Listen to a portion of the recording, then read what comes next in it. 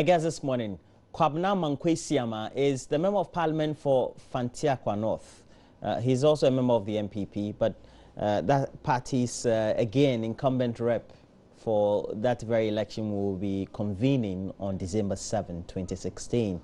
And he's here. Thanks for joining me. Thank you. And Joseph Yamin is a deputy NADMO coordinator. And thanks for joining me. You're welcome. Knows the ins and outs of the Ashanti region very well. How many votes did you say the NDC said they will get? 1 million is our target. 1 million. Yeah. You seem very serious. I love the straight face when you say what's 1 million. Can you make 1 million in Ashanti? Just wait after 8. What makes you so optimistic? Well, I wouldn't put it out there, but I just wait after 8. All right. It's a subject I've been very passionate with. I've been complaining about it since the last 12 hours, and so I would want to. It on the front page of the daily graphic, it talks about a race for all 17 confident people. They are waiting EC's vetting of forms, and ultimately it will mean that Mr. Yamin, we're going to have 17 people on the ballot if they are able to have the monies paid, and then their vetting forms are also approved.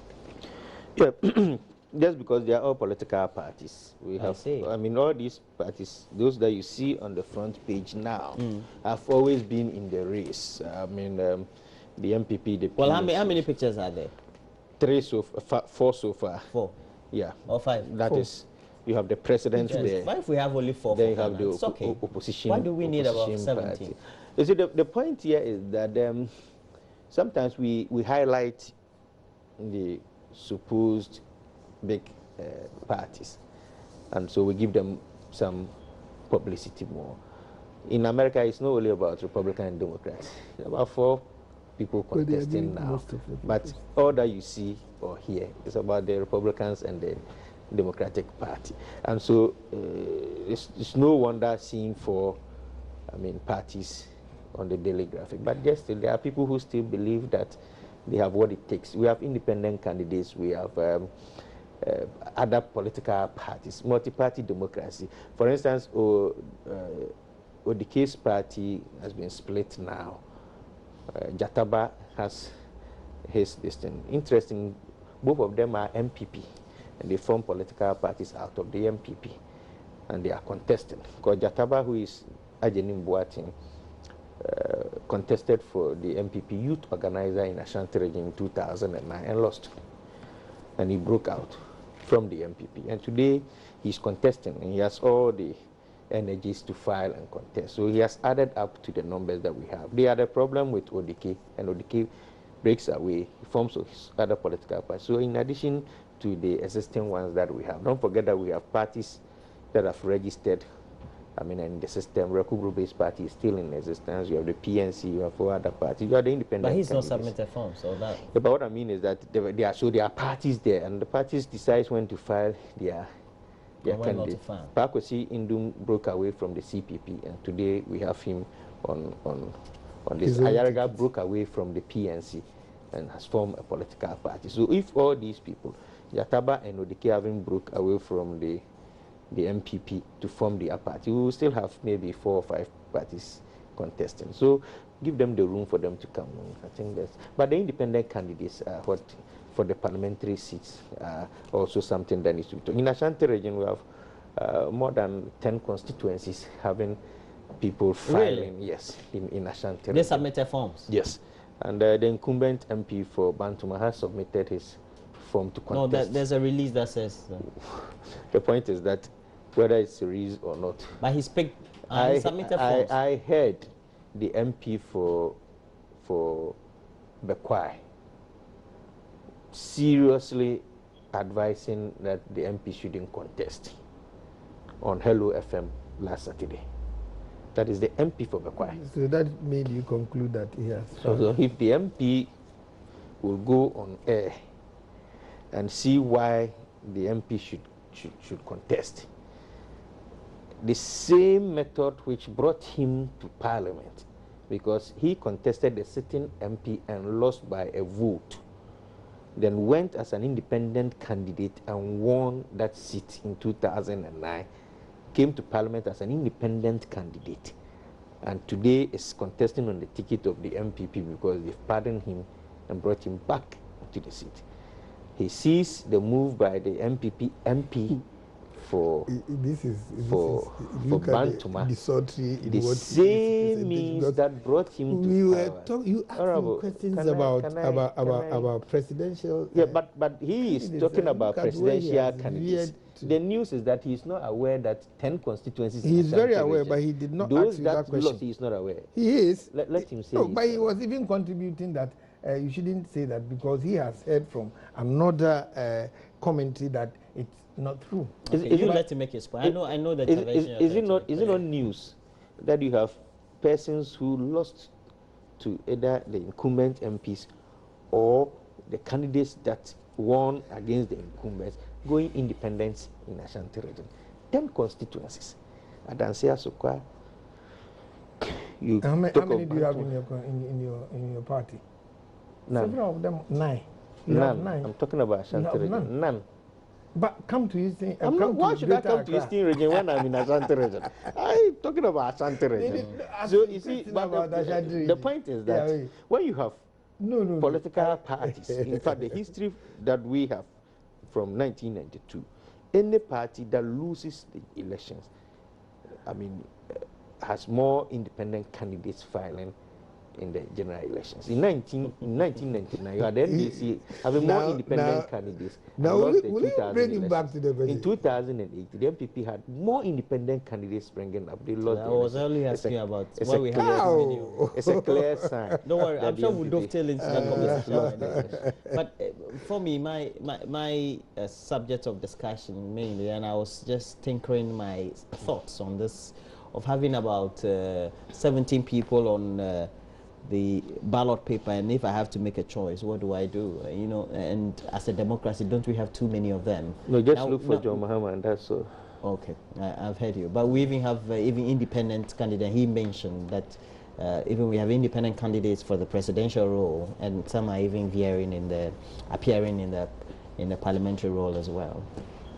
Yes, thank you very much, and I would like to say a very good morning to your viewers and listeners, especially Nana Akufo-Addo and Dr. Bawumia, wherever they happen to be. And I would like to congratulate them for Nana Akufo-Addo for what happened yesterday at my own backyard, Malam Junction. The crowd was wow. The crowd was wow. People have begun to understand that we have the men. Were you there? Yes, I was not there. I was in the Yes, I came in the night, so I couldn't join. But the information, yes, the information was wow. So I will say a very big thank you to him and Tina for organizing such a big and a very good rally for the people and the party. Going to your question, you said why so many people, 17 of them, contesting for the presidential. I would put the blame on the doorsteps of the EC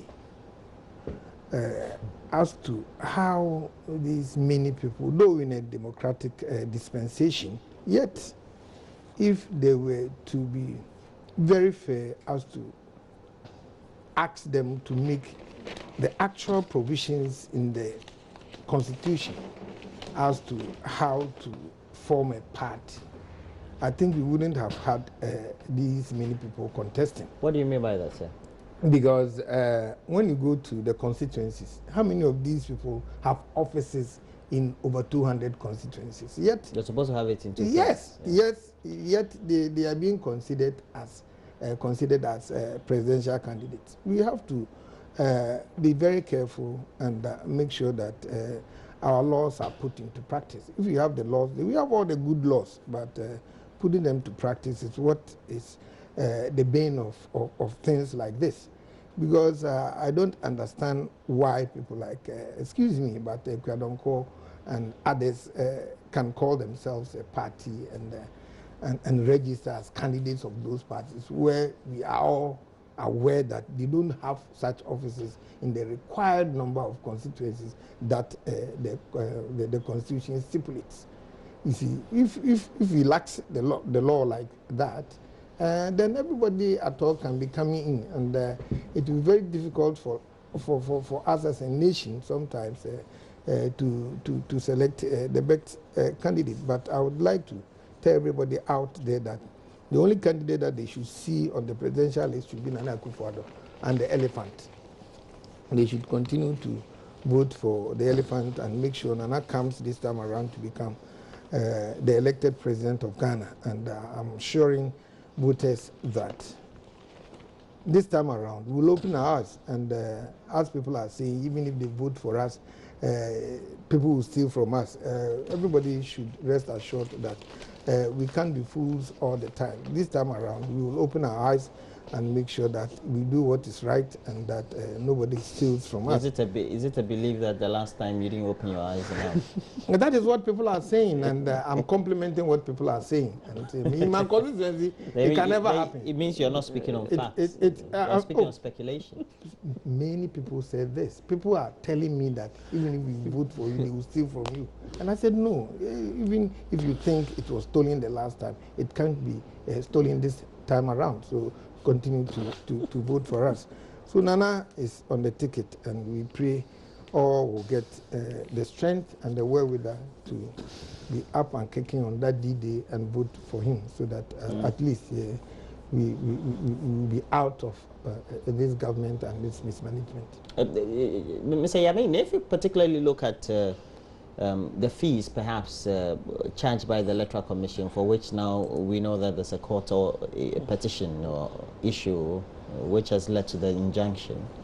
Are these all not, well, not directly, but indirectly also means by which that we need to control the caliber and the level of quality and people who tend to say they want to play active roles in the political space?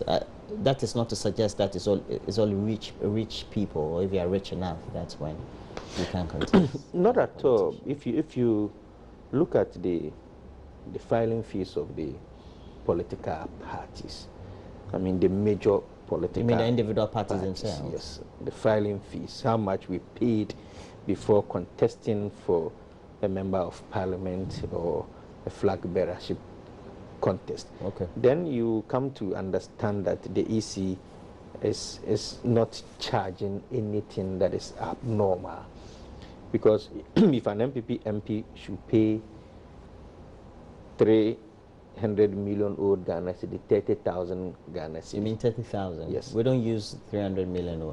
That's why I said old Ghana cedis, and 30,000 Ghana cedis, and it's to pay 10,000 Ghana cedis to file for the national contest. And you say that the EC is charging abnormally. I don't understand you.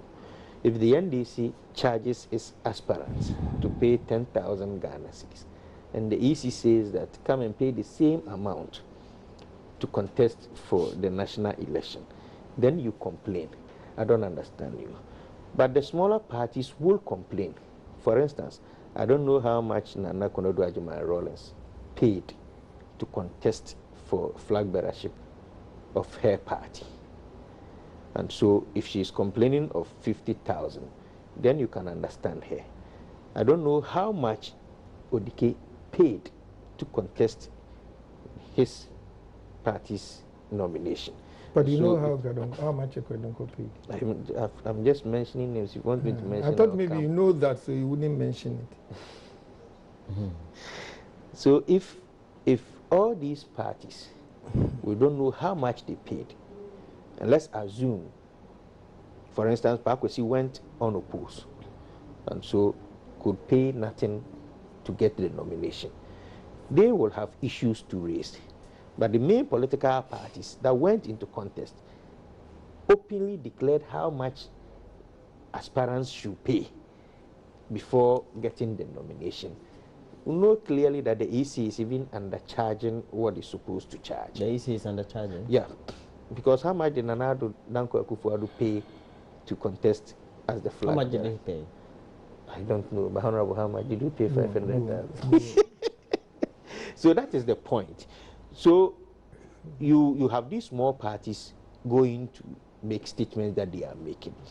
Another point is that if you don't have money to pay for the filing fee, We don't have the MPP NDC making so much news about this, because when you pay and you attain a certain percentage mark in the general elections, part of the money is refunded back to you.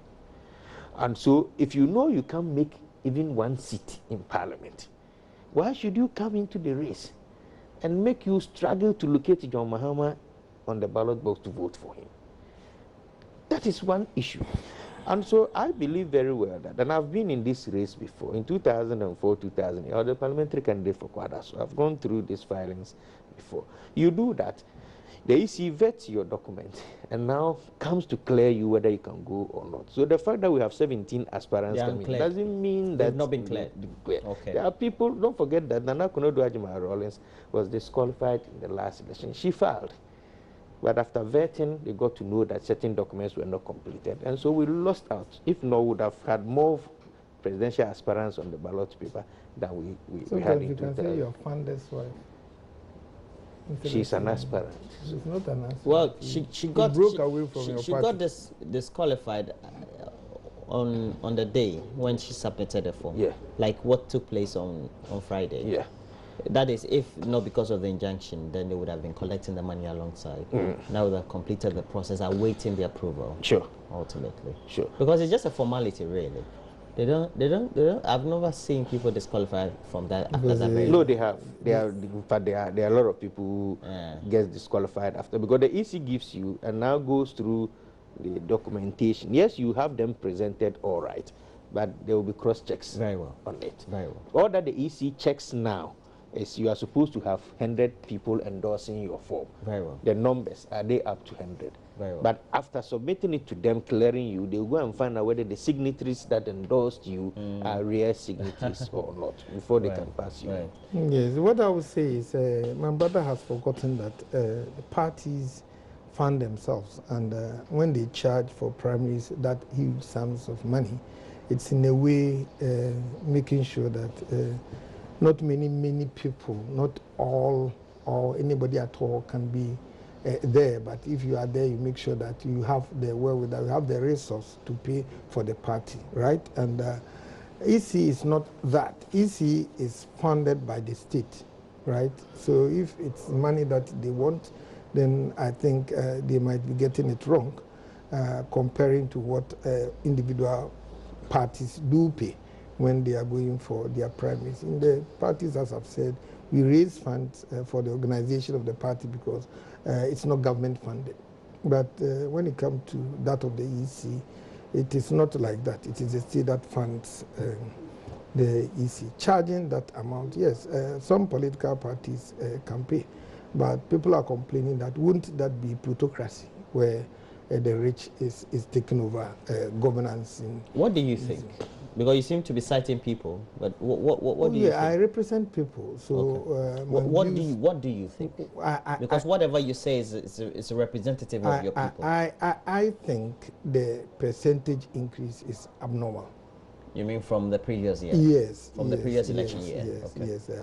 But I think he's likening that to the Minister of Finance for increasing taxes abnormally, maybe 200, 300, 400,000%. But is that not the case? It has been affected. It has affected her. So that is why. That's being sarcastic. I'm not me. I'm trying to make some comparison as to what might have informed. No, your comparison is trying to be sarcastic. Yeah. Yes, you can take it down. Sometimes in politics of sarcasm. Sometimes in politics you have to bring some as a relief. But let me ask you this: you were complaining earlier about how the parties need to be active. Yeah. The thing is, if you can't mobilize resources, then you can't mobilize your base, you really have no business in politics. Oh. And you cannot also make conclusion that 50,000 makes it for the rich. Yes, considering the hardships that the economy. No, but contesting for MPship and something, it's not just. I'm not saying that the fee is something that people shouldn't pay. I'm not saying that. What I'm saying is the increase, right, was very abnormal. Do you think the fees are inhibitive? In what way? Do you think that if I grew up in Ashaman, so logically Ashaman and where I live now, Tama West should be my constituencies.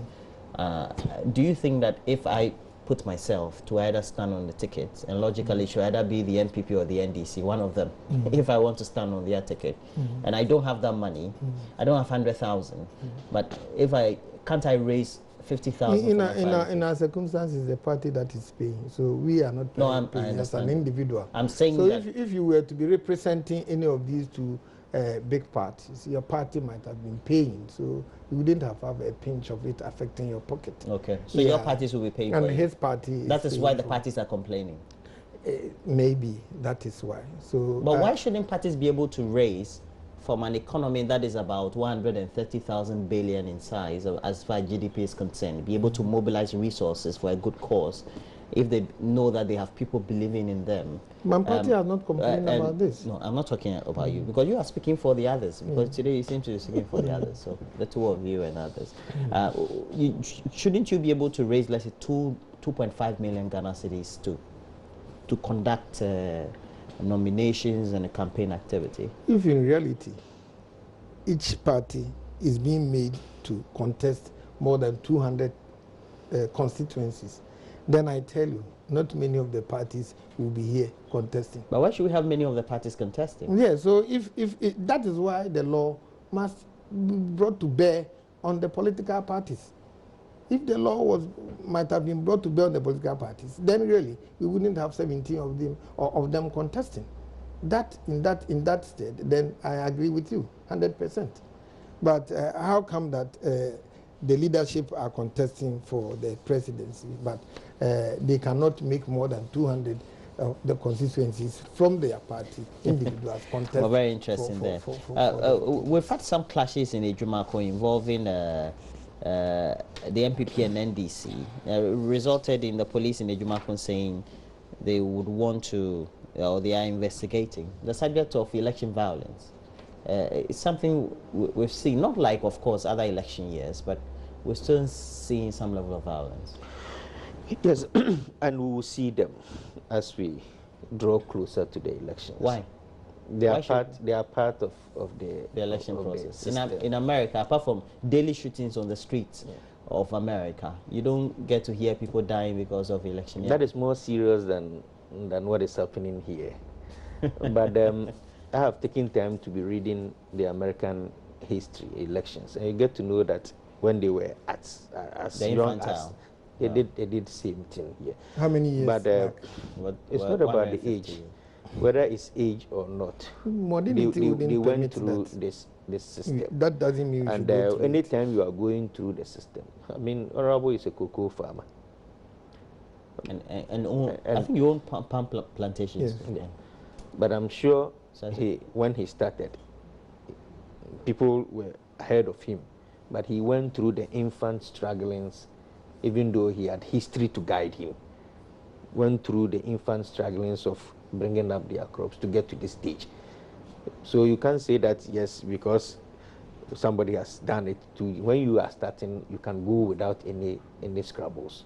That is the world for you. So we are learning, and we'll definitely learn.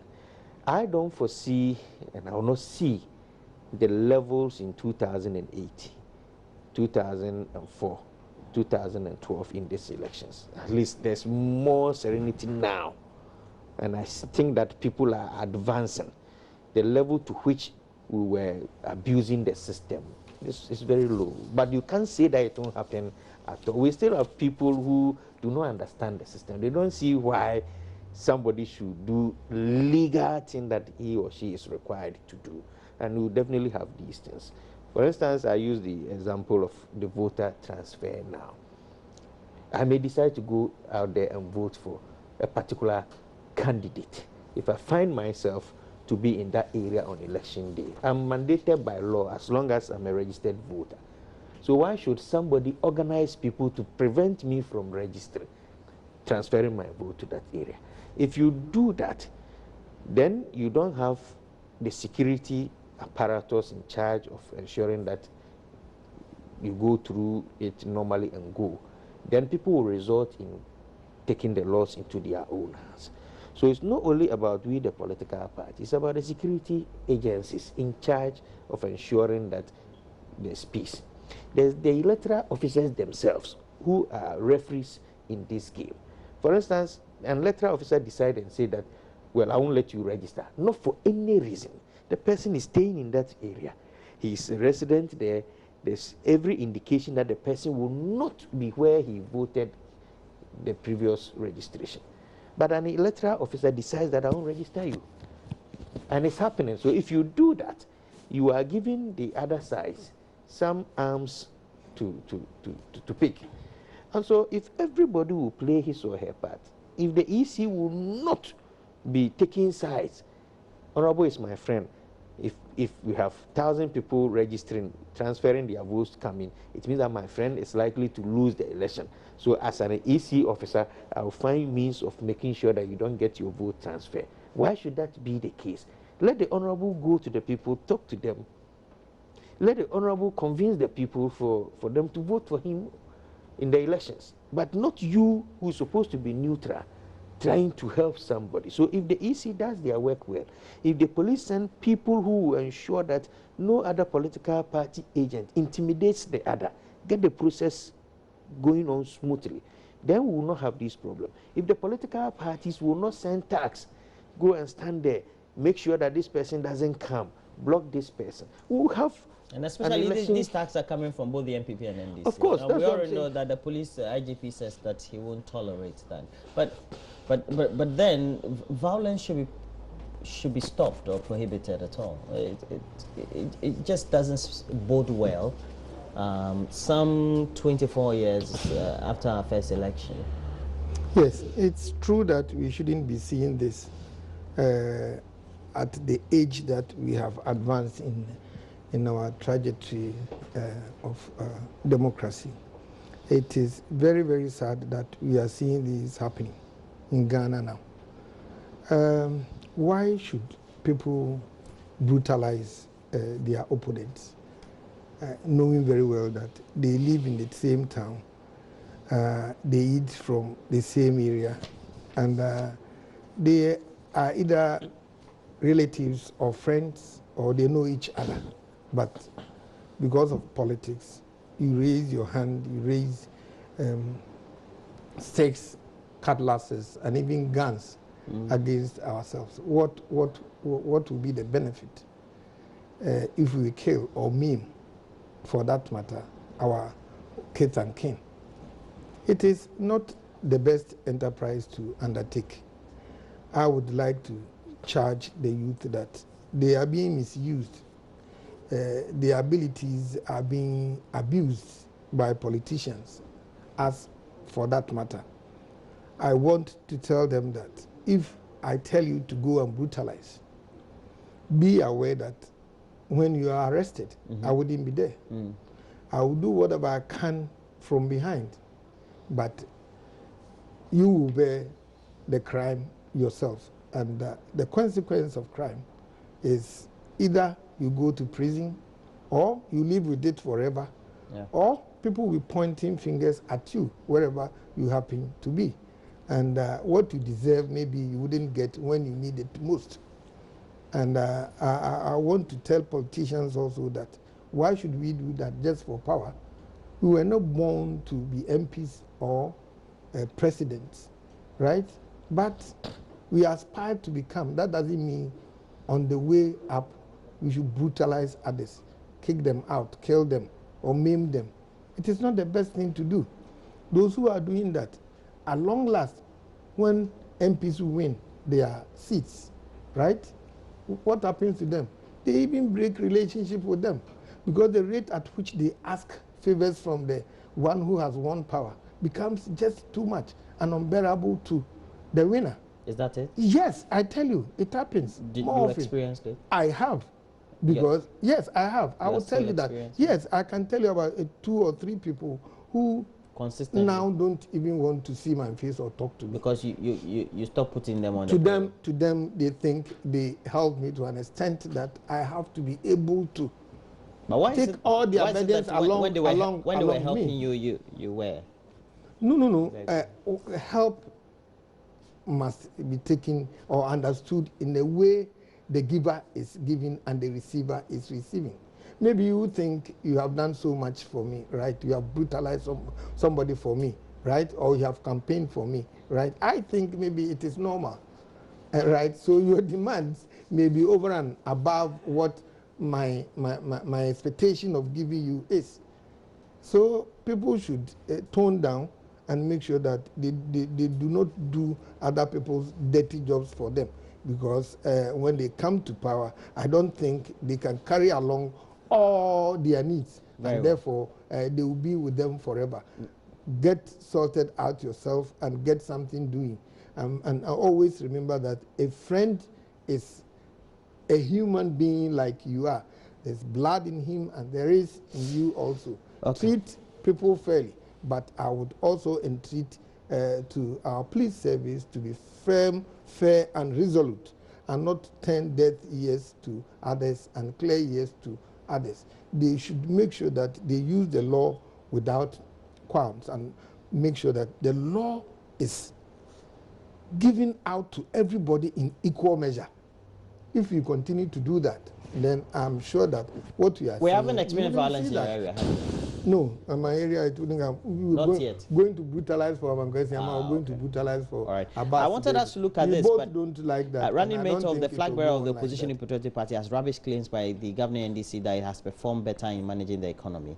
And he says issues of corruption, etc., have lingered on. And he was speaking to the people of Adam Kwaman community in the Asing South constituency of the Central Region. He says that John Mahama has wasted all resources given to him and at his disposal. Joseph Yamin, it says, I wanted us to talk about, my time is up. Joseph Yamin, Yeah. he is the Deputy National Disaster Management Organization Coordinator. And thanks for joining me this morning. You're welcome, my brother. Okay. You're going to work from here? Yeah. Fantastic. And then also Kwabna Amankwe Siama is the Member of Parliament. So we are for- done? Yes, Fantiakwa North. The time is not enough? Not at all. Oh. We're taking a break. When we come back, we have entertainment to wrap up. Please stay on.